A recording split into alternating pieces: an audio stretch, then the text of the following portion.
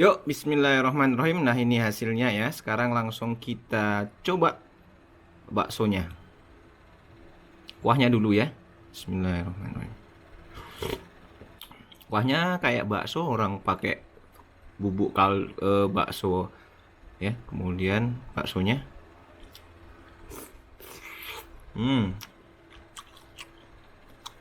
Enak banget. Karena ini bertekstur ya.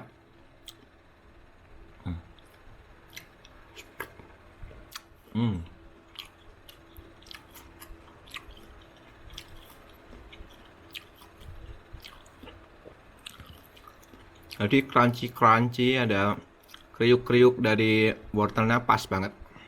Wortelnya nggak terlalu empuk. Mungkin kriuk-kriuk.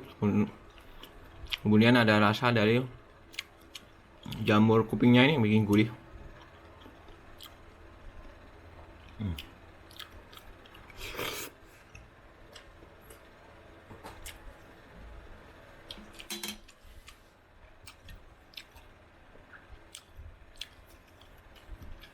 Wortel.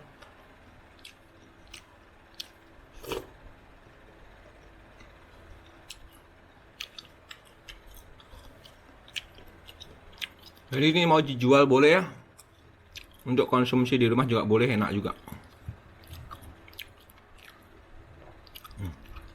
Enak lagi kalau baksonya sapi ya, dicampur sapi. Lebih enak.